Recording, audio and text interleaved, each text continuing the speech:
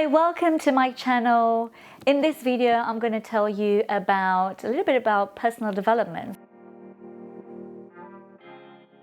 So if you don't know, I am personal development obsessed, and this started about 15 years ago because I wanted to improve my skills, improve my communication, improve my attitude, my mindset, my self-awareness, and I realized that if I really want to do that, it's up to me. So I need to change something, and I need to start reading, or I need to listen to podcasts, and that's what I've started doing. When I was about like a teenager or in my early 20s, I was very shy. I wasn't confident at all, and it took me about 10 years to actually realize that if I want something to change, it's going to be up to me.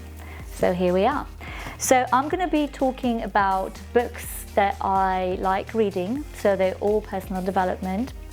So the first book that I'm going to talk about is called Becoming Supernatural by Dr. Joe Dispenza. Dr. Joe Dispenza is very famous. He's a famous researcher, lecturer, author as well. And this book is evolutionary. One thing that he talks about in this book is he talks about the fact that we only use 1.5% of our DNA and 98% is junk DNA.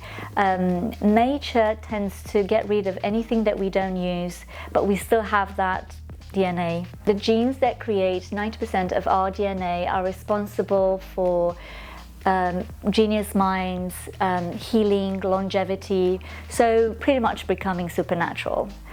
So make sure you get this book. This is brilliant. This was one of the first books that I was reading, so Becoming Supernatural. The second book that I'm going to talk about is High Performance Habits, and this is written by Brendon Burchard. Brendon Burchard is a high performance coach. He coached Oprah and a lot of successful, famous people.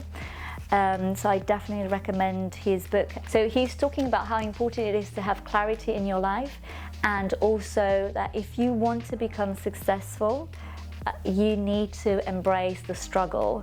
You need to leverage the struggle, welcome the struggle into your life, because otherwise you're not going to be able to grow. The third book that I'm going to talk about is called Feng Shui and Money.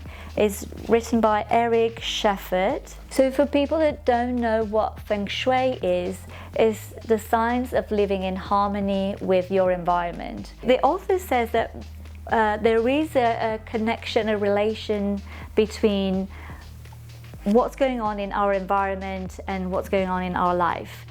He also gives us an energy map that can be applied to your flat or your apartment. So there's different areas in your house that would correspond to like family and household, creativity and children, career and mission. The author explains that the different objects in your house, different plants or different furniture or different colors will definitely influence the flow of energy in your house.